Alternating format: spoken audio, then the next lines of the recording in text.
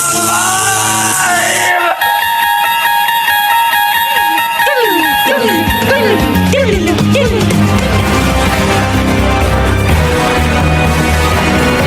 make them think that it's reality.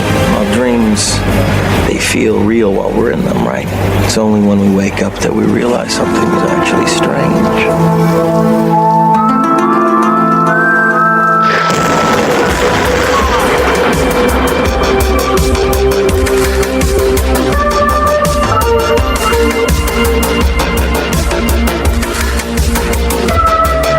Welcome in, everybody, to another Dream-isode with the Q-Code podcast. Members. You finally didn't say it. I know. Another Dream-isode episode.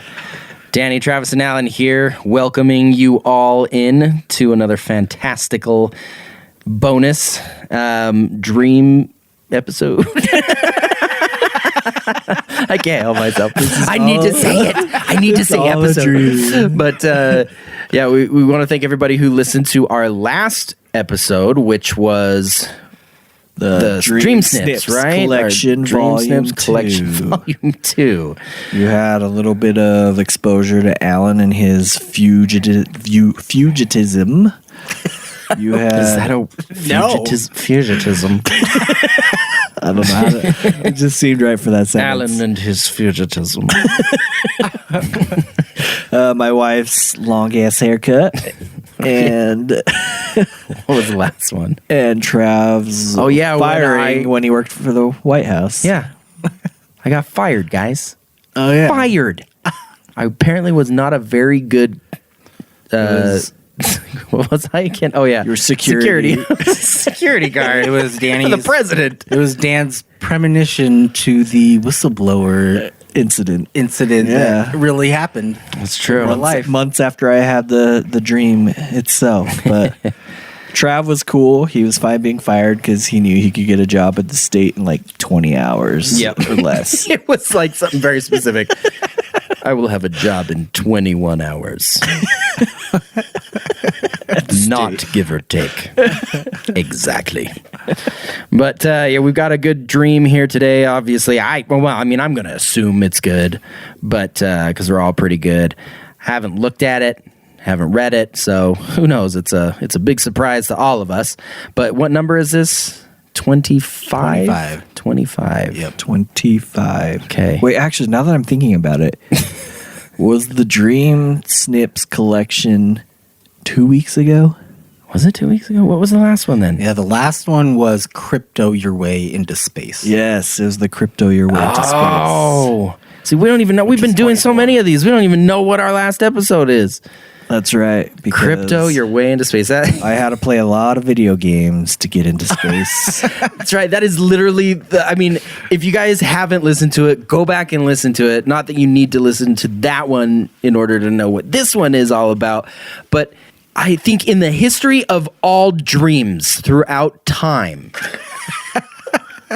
this had to have been the one dream that had the longest span of time within the dream. I mean, it's very common for his dreams to span a few hours, maybe a day or two. This one spanned through years.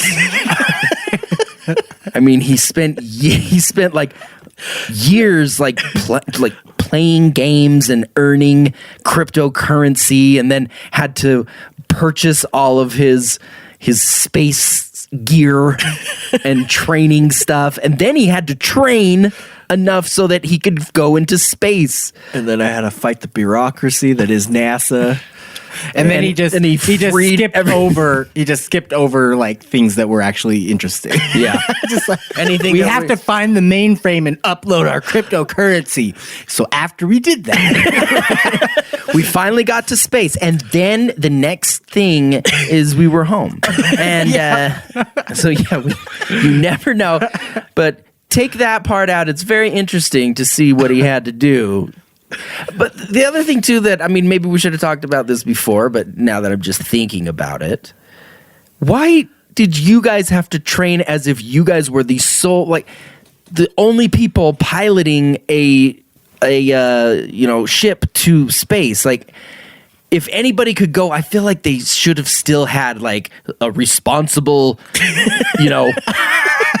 spaceship pilot to accompany you, and all you have to do is just go on the trip.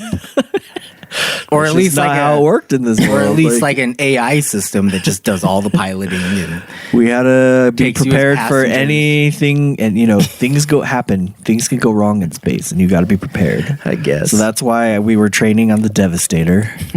That's the Devastator, which was a flying saucer-like thing where they had to just hover on it hundreds of feet in the air, by the way. This is a training. Training. As it spun. As it spun trying to put cords in holes.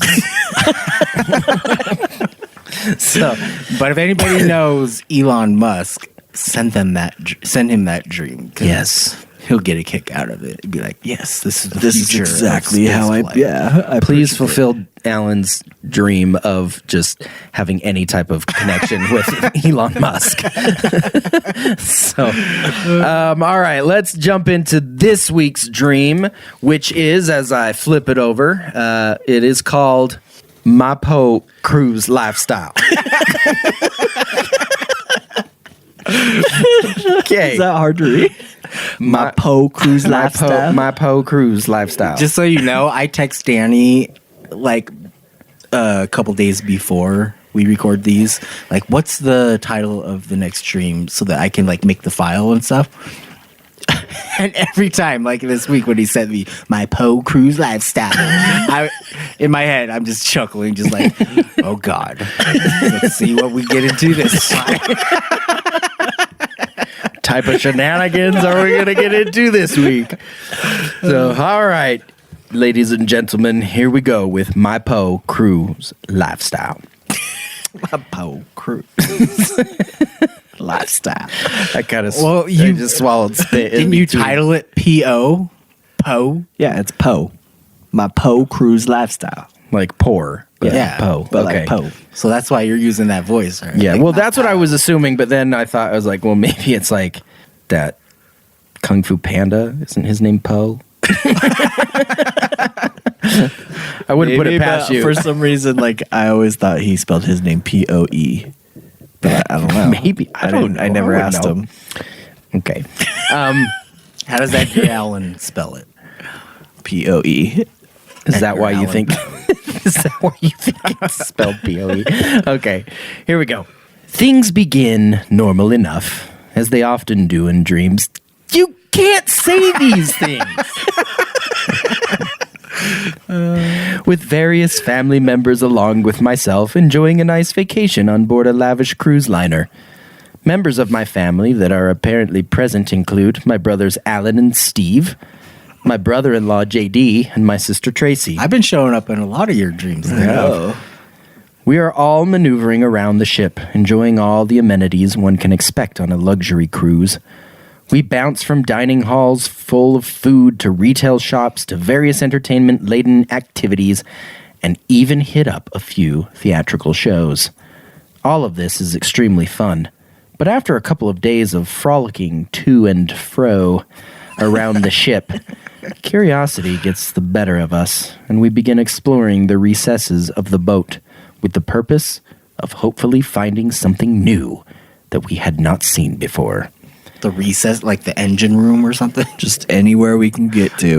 We're just like walking around, just looking for stuff. It's like, hey guys, I found a kitchen.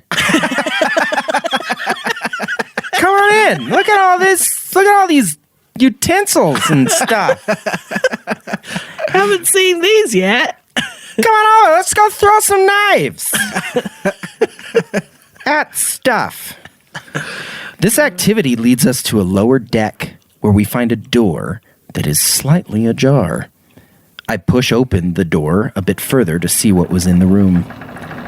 The act of shoving the metal hinge-based device reveals a set of stairs that lead down to yet another level on the ship. The door is a device. It's a metal hinge-based device. He just wanted to, just in a long way, Say tell door. us door. Metal door. The way you say it is like, is this like an Apple device? An Apple door? A level that moments ago we were unaware existed. The five of us, having nothing better to do at this instant, decided to make our way down to the bottom of the stairs in anticipation of what might find.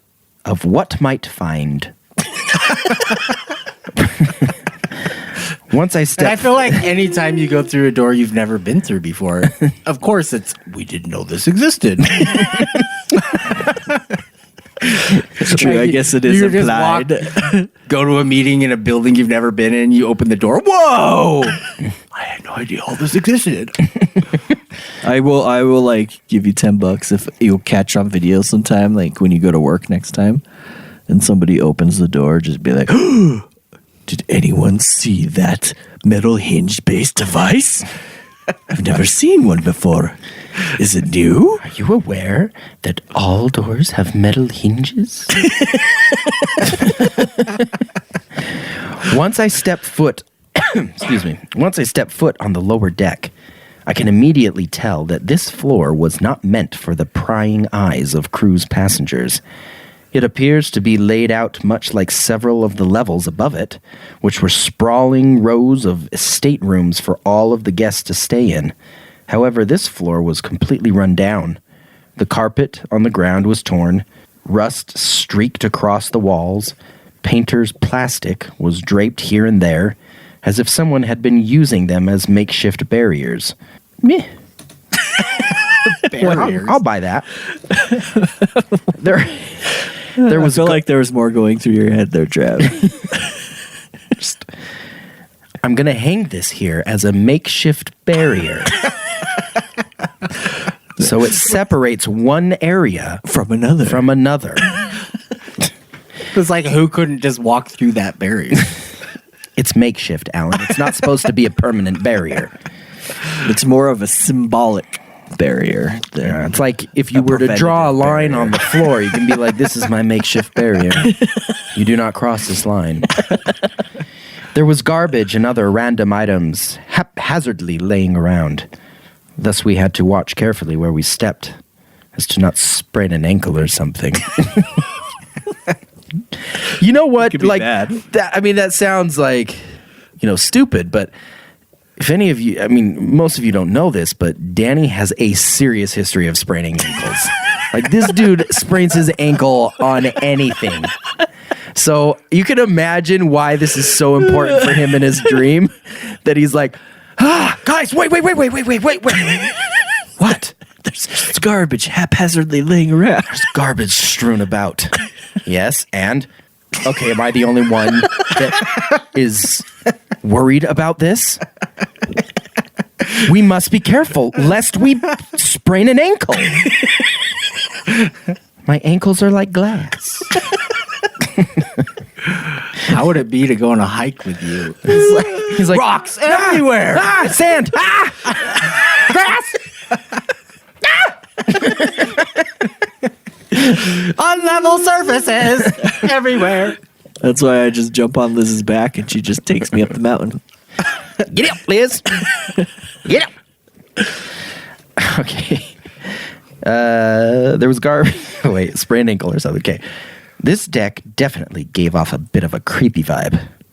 Almost like something supernatural. I'm watching Speaking of Supernatural right now.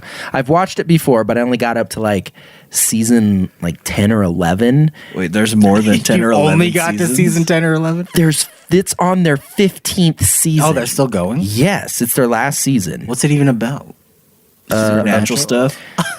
All right, real quick, just in case nobody knows. Okay, so it's these two brothers, Dean and Sam, whose mother, when they were really young, gets murdered by a demon.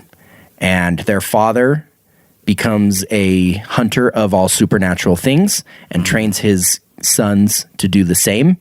And when he ends up leaving in some fashion, which I will not say, just in case you haven't seen it, they take over, and it's just for the first little bit, for the first few seasons, it's just kind of like each episode they have a different case, like a different supernatural case. Is it kind of like X-Files? Kind of.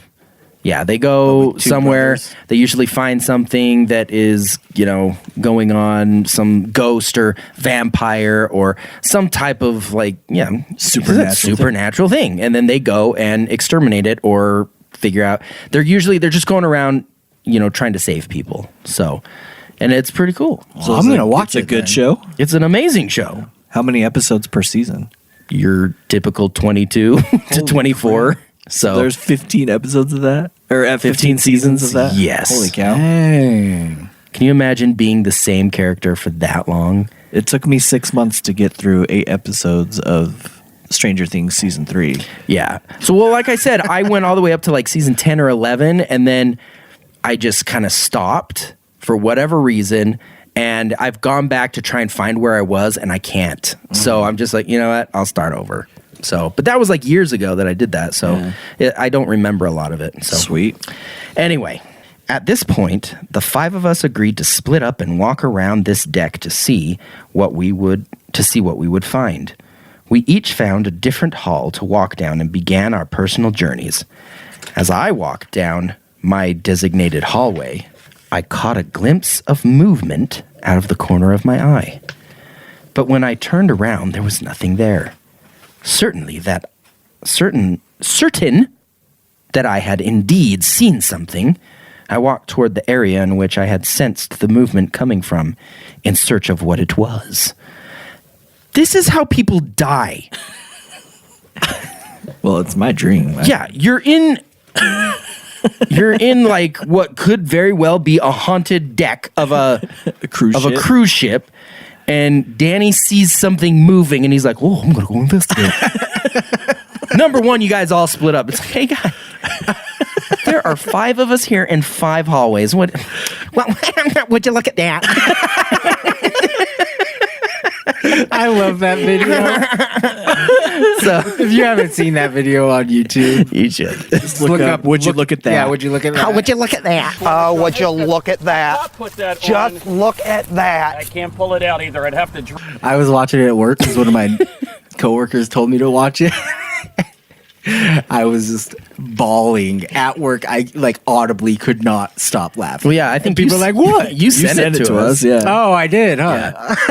I had seen it before that, but anyway, so then this is perfect. Let's all separate and go down these halls alone, so that if somebody gets hurt or is in need of help, nobody is there. Well, I mean, my biggest fear was spraining my ankle. Well, so far, your biggest fear was garbage. And what it could do to your freaking glass ankles, your glinkles. But, all right. Certain that I had seen something, I walked toward the area in which I had sensed the movement coming from in search of what it was. I went from room to room to see if I could find anything. Finally, as I was about to give up, I looked inside one of the oldest staterooms and was a bit taken aback at what I saw. For whatever reason, I thought I might be chasing a ghost. But instead of finding a translucent apparition, I found myself staring at a live and well girl. What? A live and well girl in her early 20s. Wait, is that not I don't know. how to proper English? I found myself staring at a live and well girl in her early 20s. She was just standing in the middle of the room with shopping bags in her arms. The shopping bags were branded with logos from the various stores I had seen not long ago on the upper deck. I don't know why that's important, but it's important enough that he remembered it. I remember the girl. She had bags. On those bags were logos.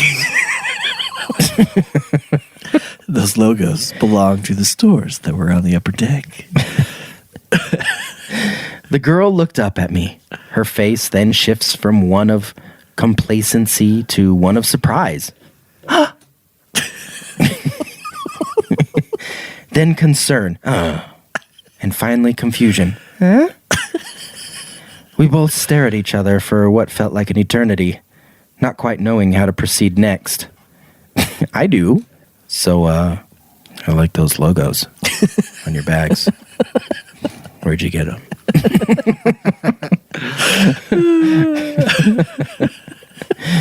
I finally decide to break the ice and ask her, "What are you doing down here?"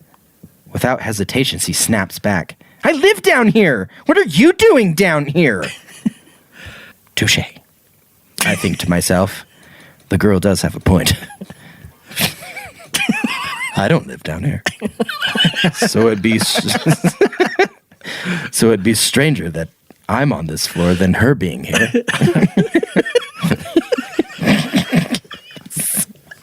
Well, that's my thought process. Touche. Touche. I don't know. I don't live down here. I explained to her that I was bored and therefore was walking around the ship in exploration of an area that I hadn't been to before. In doing so, I found a door that was slightly ajar, which led to a series of stairs, which led me down to this deck. Her tension seems to ease a bit, and she begins to tell me that she and a bunch of other people get picked up at various ports as a form of cheap labor for the cruise line. In exchange for their behind-the-scenes work, they receive food and passage to different locations they would like to go to along the cruise route. As I finally begin to get a grasp of what she is telling me, hordes of people all start appearing on this deck carrying similar-looking shopping bags to the one the girl I was speaking to had in her arms. Why is everyone carrying shopping bags, I ask her.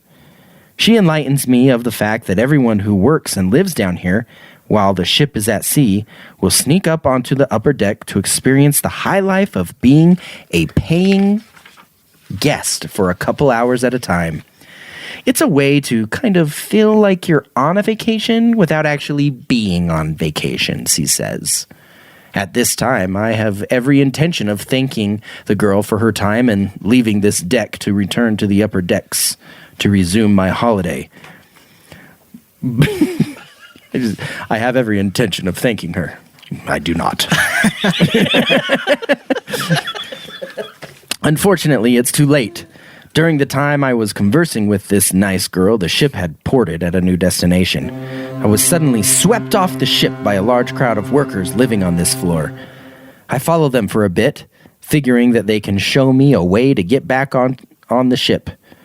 Unfortunately, I do not have my ticket or any identification, since it's all in my room on one of the upper decks. For this reason, I get filed into a line where there are many people waiting in hopes that they can work on this next leg of the cruise. You're going to be like, you're going to turn into the help. I don't necessarily want to work, but I do want to get back on the ship. Thus, I desperately hope that I am one of those chosen to reboard the lower level deck as a worker so that I may make my way back to where it is my family is hanging out at now. It's just like he's hanging. It's like here when you like drive around, you just see some guys on the corner and you're like, Trabajo? Trabajo? Wait, what's That means trabajo? It means work. Oh. Like what? Trabajo? Trabajo? Yeah, pretty much. Because I mean, I remember distinctly, like they shuffled everyone off, and then there was also additional people that were at that port that also wanted to now get jobs, and so we were all behind like this little like metal barrier fence thing, and like in this kind of little box, and then they would like look around for the healthy ones. Like you come on, you don't look like an Ethiopian. Get on here. And so I was like, man, I really need to get back on this ship. So I was trying to like look and act all It reminds healthy. me of that episode of The Office where Dwight goes to pick up help, and he does the same thing. Like he goes, there's like a bunch of Hispanics there, and he's like asking him, he's like, Trabajo? He's like, you good trabajador?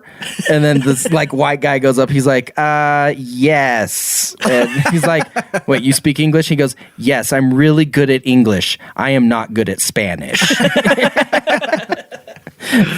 But anyways, I wait for several minutes with a growing sense of anxiety that does not find relief until I am chosen to be one of the workers for this portion of the trip. Yay!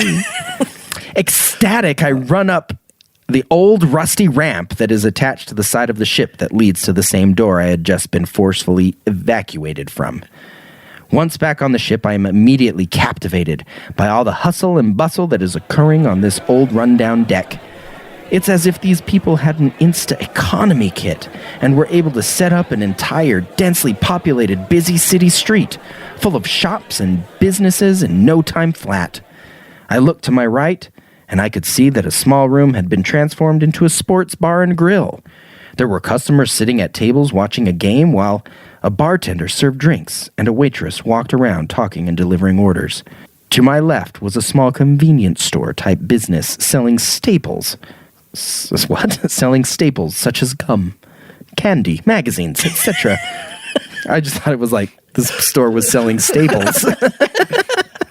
This is a business selling staples.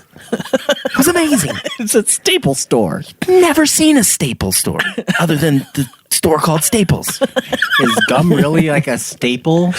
It is like at a airport. Yeah. Or just like Gift one of shop. those like little stores in a hotel. Ahead of me and slightly to the left. Okay, so we've covered the right and the left. Now we're covering ahead and to the left. I could see a room with poker tables set up and a bunch of people testing their luck, hoping to score a big pot. To the right of that, so now we're to the we're up ahead and to the right, there was a full-fledged mini version of a Radio Shack. I have no idea how they were able to set all of this up so quickly and how everyone was so prompt to fall in their roles. They're just like, hurry! I gotta get the Radio Shack job! I want to be the first one chosen. Does Radio Shack even exist anymore? I don't think so. And I mean, not around here, at least. I think so! Isn't there a Radio Shack in Bountiful? I thought they went out of business. Is it That's a gone? Sprint now. Okay. Sprint store. Well, it's because Radio Shack just used to sell, just these electronic things. It's like, yeah, I could go to Walmart and find that. Or Amazon. Or Amazon. So, yeah, they shouldn't exist. They were overpriced stuff. I was so intrigued by all of this that I decided to stick around on this lower deck. He could just go back, get his stuff, get off the boat or the ship, and then just go enjoy his freaking cruise. But yet he's amazed at the workers that are going on right now. It was their Insta economy He's that like, they by set up. golly, this is amazing.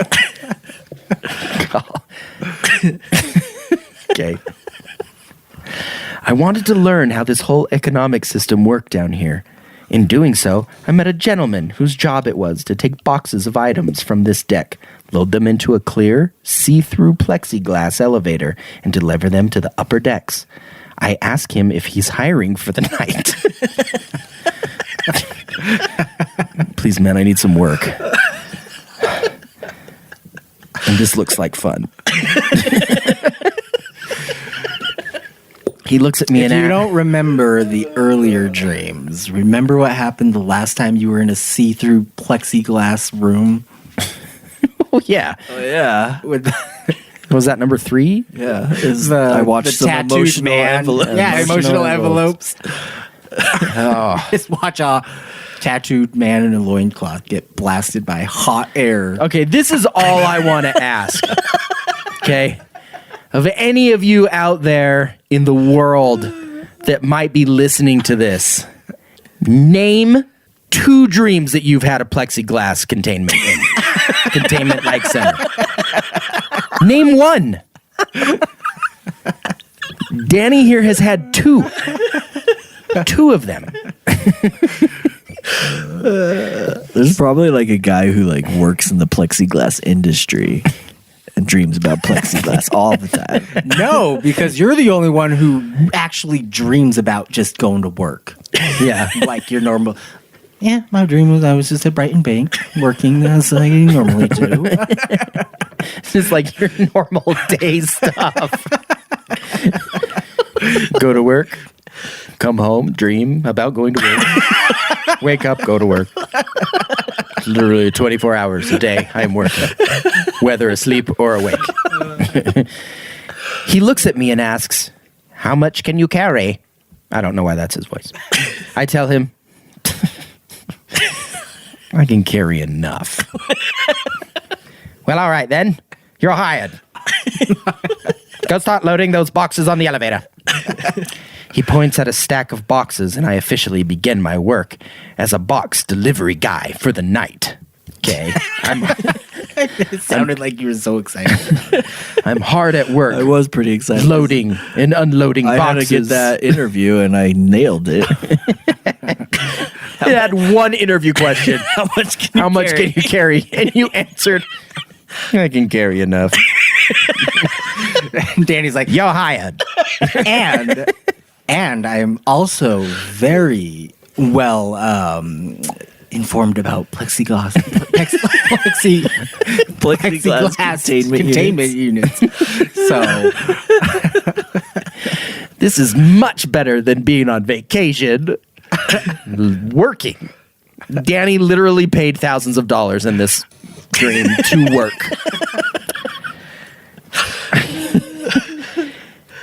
Okay. He points at a stack of boxes, and I officially begin my work as a box delivery guy for the night.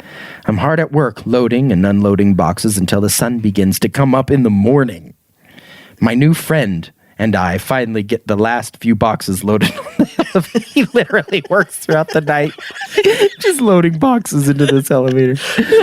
Loaded onto the elevator just as we can hear the captain of the ship announce that we have just arrived at our final destination. Knowing that it's just about time for me to get off the ship and head home, I excitedly push the button on the elevator to ascend toward the top deck so we can deliver the last of the boxes. Just as the elevator starts its upward climb toward the top deck, we suddenly feel a large crash that shakes the entire ship. Startled, I grab a hold of the railing located on the side walls of the elevator. "What was that?" I asked. The other man seemed just as confused as I was. It then suddenly became apparent that what had happened. We looked down through the clear base of the elevator and could see the lower deck we had just been on being overrun with a flood of gushing water.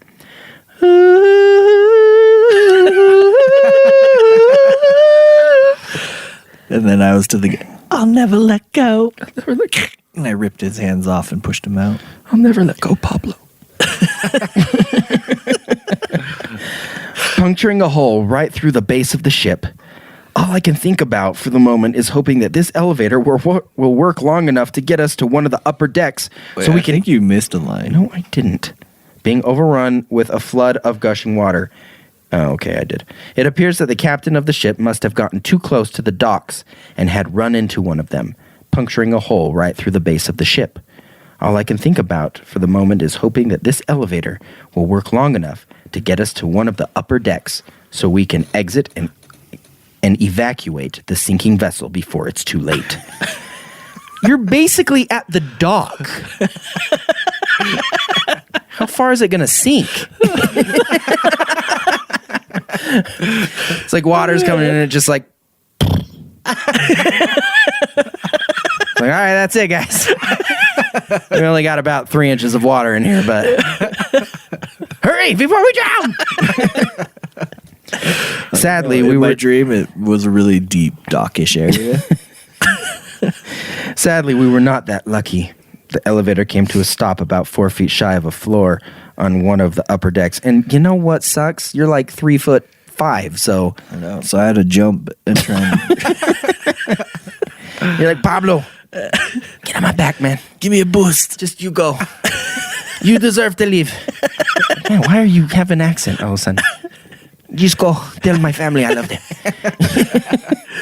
I am now one of you. I have been working here for quite some time. I work here for like 6 hours. I am one of you. It was like 10.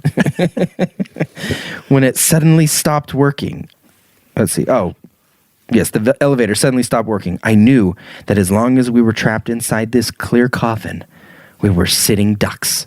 It's at about this time that I began to slightly panic and tried to pry the elevator doors open with my fingers. If I could just open the door enough to squeeze out. I could get myself onto that upper deck, I thought to myself. Unfortunately, in the short amount of time I had to work on prying the doors open, I was unsuccessful. Then, without warning, the elevator brakes. Oh, the elevator brakes must have malfunctioned or something as we abruptly found ourselves free falling toward the bottom of the ship. Again, holding on to the railing for dear life, we forcefully splashed down into the water that had already consumed the 2 lowest levels of the ship. The next few minutes were spent virtually becoming a human yo-yo as the elevator would continuously drop us down into the water, then pull us back out, then do it all over again. At least we did seem to catch a little break, as the elevator itself seemed pretty waterproof. And we were able to remain dry until the elevator finally stopped malfunctioning. It's like... Just kidding.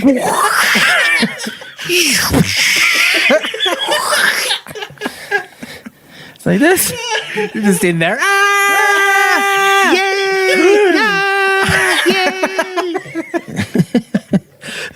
Pablo, we're saved. No, Pablo, we're gonna die. Pablo! Hold on to me, Pablo! After it's all said and done, he's like, my name is not Pablo. it's Ricky Ricardo. Ricky Ricardo. What I find funny is that is literally the only Hispanic name that he could come up with, and it is Ricky Ricardo from I Love Lucy. See who says I don't know pop culture.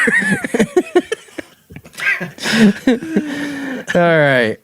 It then slowly reeled us in until we stopped at the uppermost deck. Just like that, the elevator doors rapidly opened, and we were free to leave this death box and retreat to dry land. My new friend and I started walking down a road located next to the docks, away from the ship. What happened to your family? He ditched them so he could see the economic boom that was going on. I want to know what they found down their hallways. You found a whole, you found a whole world. A functioning society of Po people. Who knows what they found? This must have been a massive ship.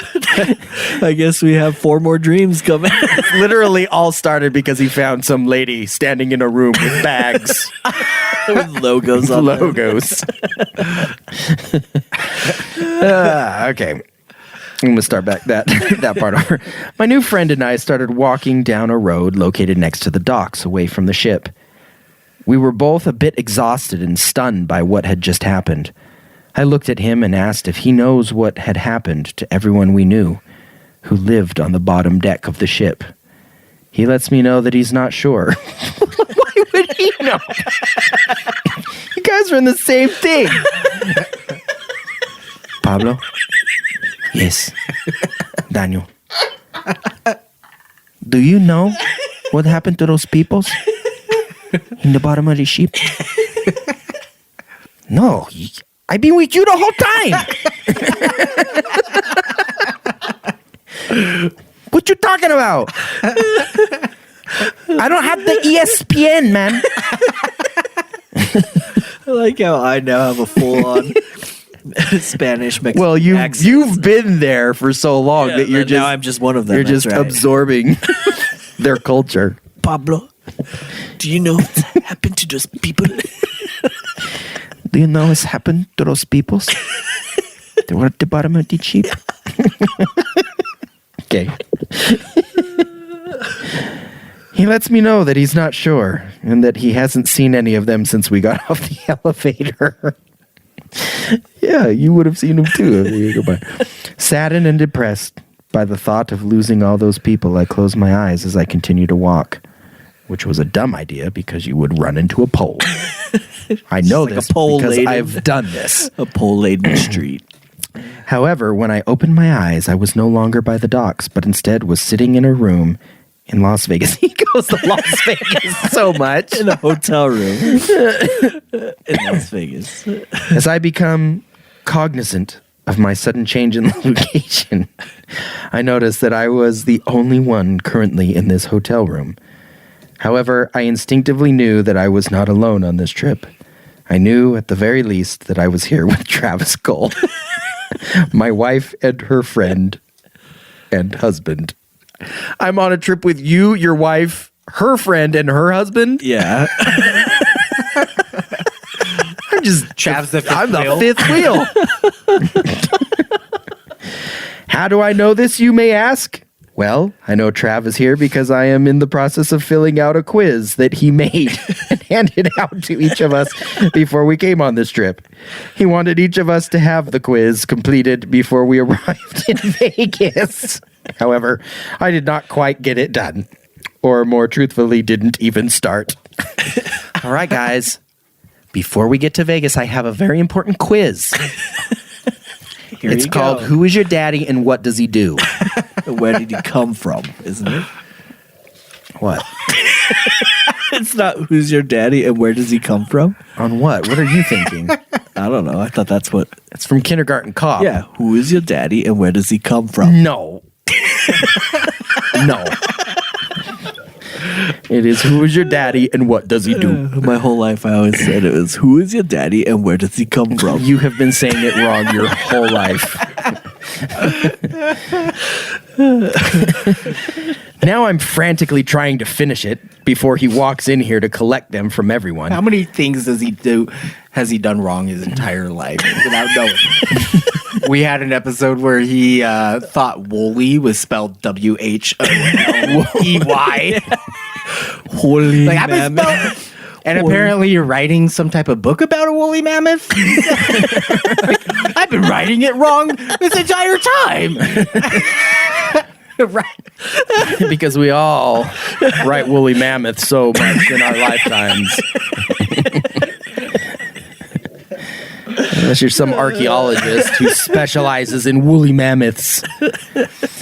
Knowing that I only have a few minutes, I get frustrated at the stupid questions on the quiz, such as, name Trav's 2 favorite adult film stars.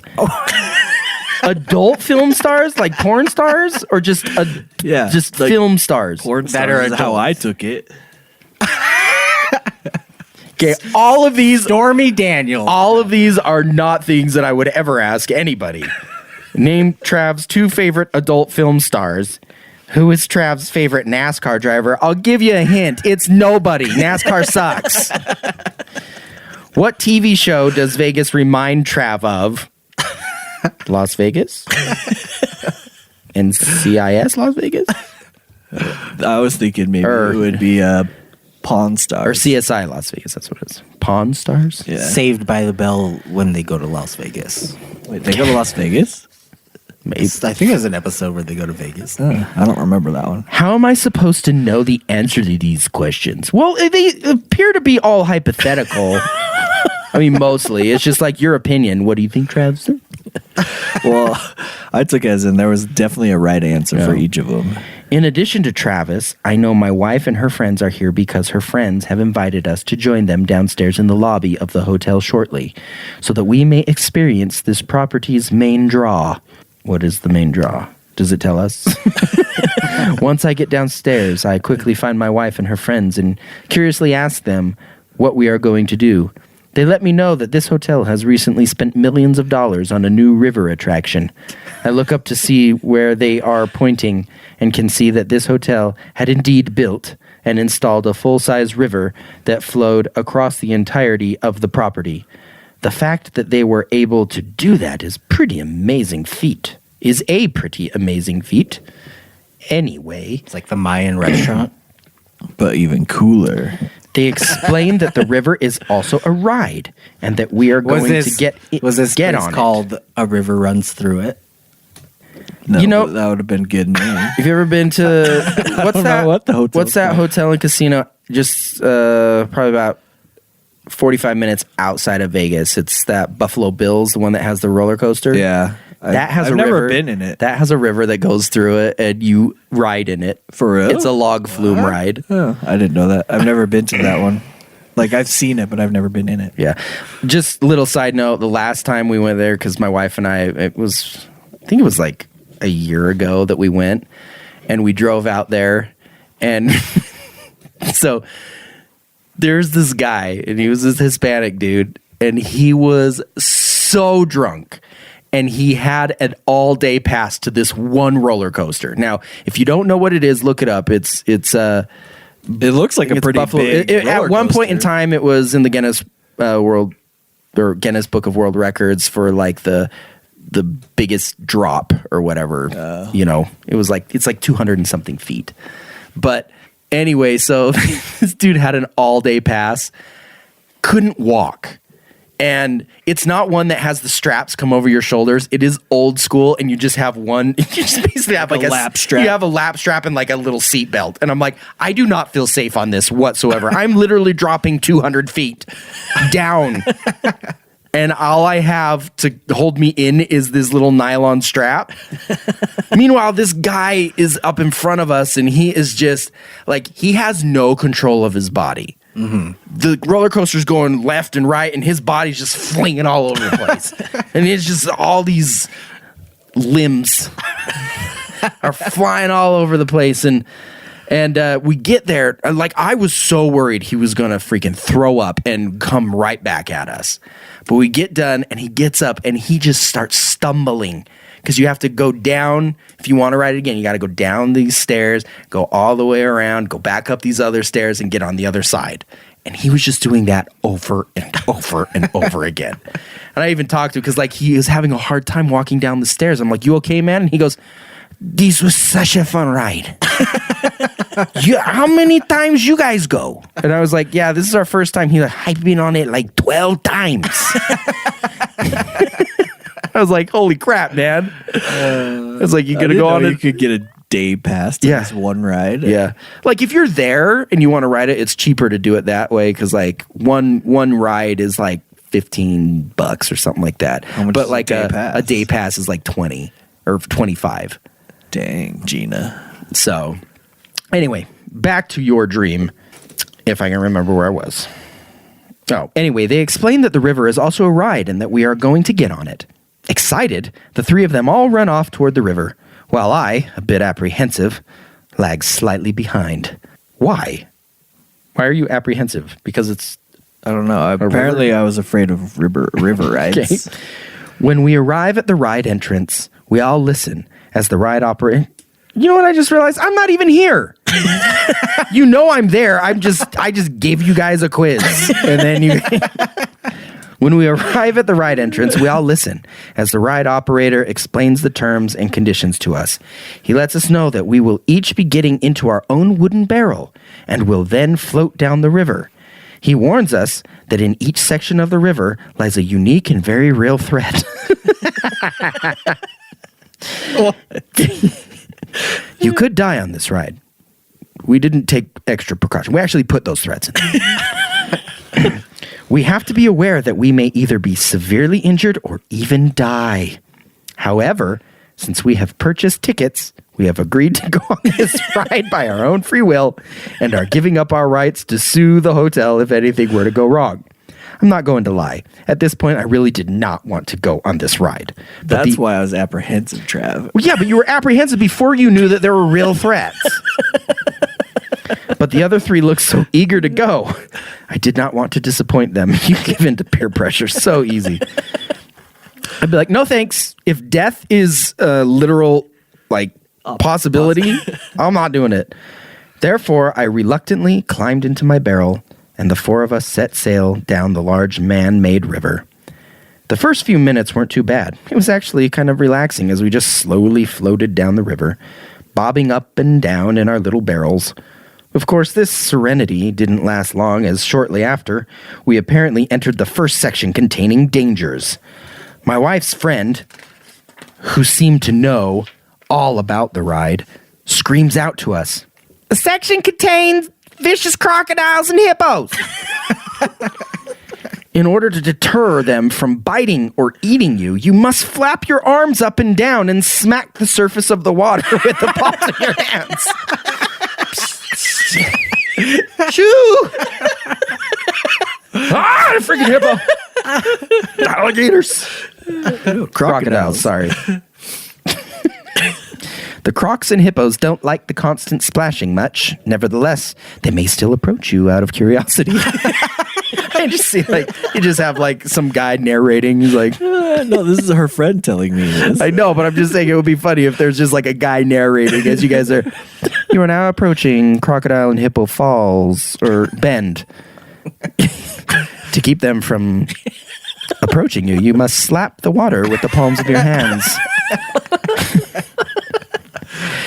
It's like, the crocs and hippos don't like the constant splashing much. Nevertheless, they may still approach you out of curiosity.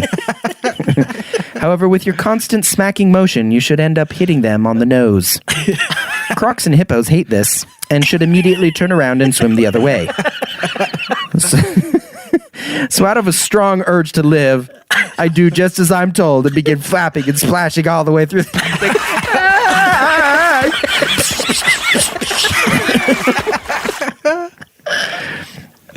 It doesn't take long before we exit the danger zone containing the crocs and hippos and enter section number 2 of the ride. Again, my wife's friend chimes in saying, "This section is full of piranhas." To avoid being attacked by piranhas, you must put your face in the water and scream as loud as you can. Piranhas hate loud noises and will not come near someone who is screaming. So once again, it's just like, okay.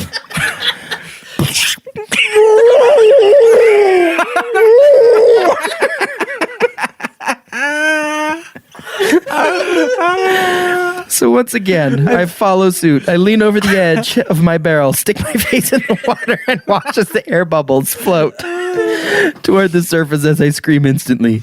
The only time like the most elaborate prank ever. It's just like, watch what this guy does. The only time as I scream insistently. Yeah, insistently. Only time I stop. I think you meant the only time you stop. Yeah. The only time I stop screaming is when I'm forced to pull my head out of the water to refill my lungs with air. These actions seem ridiculous, but they do seem to be working, as we had now made it through 2 sections unharmed. The threat in the 3rd and final section was a legion of tropical birds sitting on perches in enclave. Love the word enclave. This is the first time he's used it in this dream, but he's used it in others. And also if you catch or caught our scary stories to tell In the on, dark, on the podcast. He also uses the word enclave. Perches and enclaves carved into the ceiling. The ceiling was designed to look like the interior of a cave. Hence the birds sat perched in various areas of the rocky outcroppings above us. That is also a word he's used. Once more, my wife's friend yells out, "These birds will dive bomb anything that they do not believe is a bird like themselves." You will each need to flap your arms like wings and squawk as loud as you can. Do I even have to mention that we did as we were told?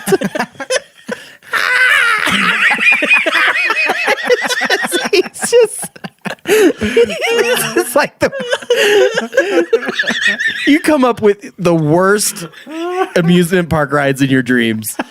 You're either basically flushed down this watery vortex, or you literally have to do these stupid things to stop being eaten by hippos, crocs, piranhas, and tropical birds. There probably weren't any of those. And they were just messing with you because, you know, like how on rides, they'll snap a picture of you and then you can buy it later. They're like, just look at the pictures we get with this guy. Finally, we get to the end of this final section, and I feel a huge sense of relief as we had all made it through the ride unscathed. But this feeling would also be short-lived, as a loud, booming voice came over the ride intercom system, letting us know that the ride was not over yet.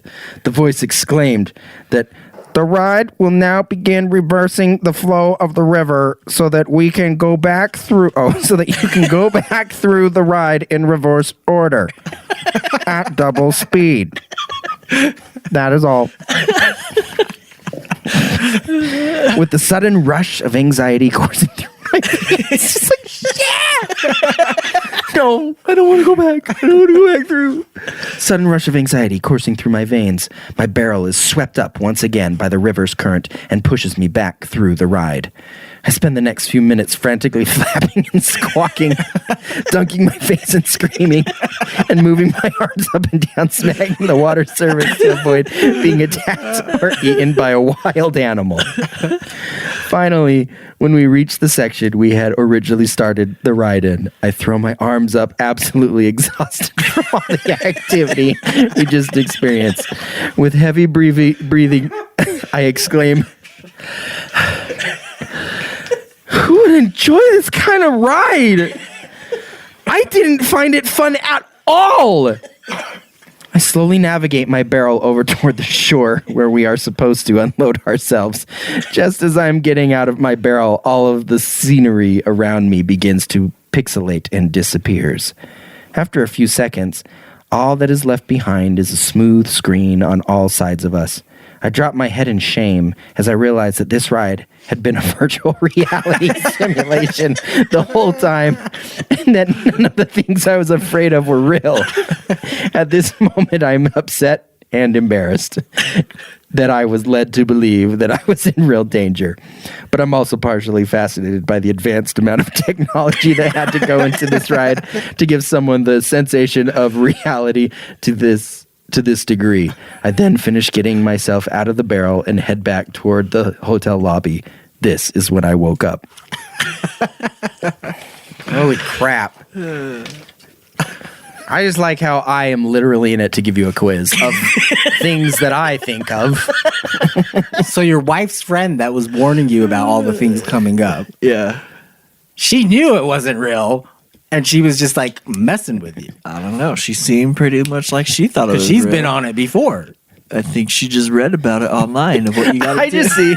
Okay, just imagine. Like, are you guys all in the same barrel or in each individual No, we each barrel? have our own barrels. But you guys are kind of floating around Like, each other, close, right? yeah. Okay. So Liz, her friend, and her friend's husband are all just like laughing and having fun. They're splashing and doing the same stuff, but they're laughing hysterically. Danny's like behind him and he's like, like he's like freaking the crud out. Like he is so scared. And just every time they're having the freaking grand old time and Danny's just hyperventilating. Oh, but anyway, that was a. Do you know how hard it is to like insistently scream underwater?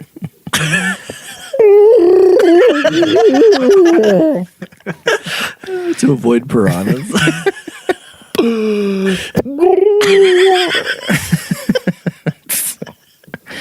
All right, well, there is Dream-isode number 25, Mapo Cruise Lifestyle.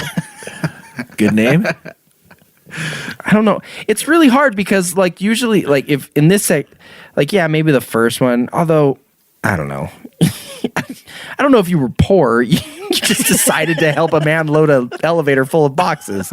But that was like it was like two stories in one. Yeah. Because it's like, oh, I hope all of our friends didn't die in the flood. I'm going to close my eyes. I'm in Vegas. It's like he closes his eyes. He's like, please go somewhere else. Please. I want to go to Vegas. There I am. It worked. Wait, what is this freaking quiz? Stupid quiz. Trav always makes me do quizzes. What is Travis's two favorite adult film stars? What if I answered the question, but it was like two dudes? Well, this is your dream, Danny. This is not me. Okay. It's like I can't be held responsible for what is going on in your head. Because obviously, if you're dreaming them and you say two dudes, those are two adult film star dudes that you know. Yeah. How do you even know their names? Well, I don't, but that's probably why I didn't get an answer. But It's like my big backfired. my favorite one is Big Wang. Because he's Asian. And his buddy, Lil Wang.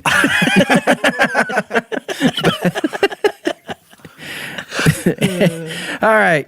Hopefully you guys enjoyed that. That was a little bit of more of a longer one, but it was pretty entertaining. We just a reminder, we do these every week, and they're released every Monday. So make sure that you catch these. We have our other episodes, which are normal QCO podcast episodes that release on Fridays. And be sure to just visit us on our social media pages, Twitter, Instagram, Facebook at QCO Podcast. You can also find us on our website, QCOpodcast.com. And then be sure to subscribe to our YouTube channel, which, just everything's QCO Podcast. Just type that in, you'll find it. But again, thanks everybody for listening and coming back each week. And we look forward to next week, and we'll see you then.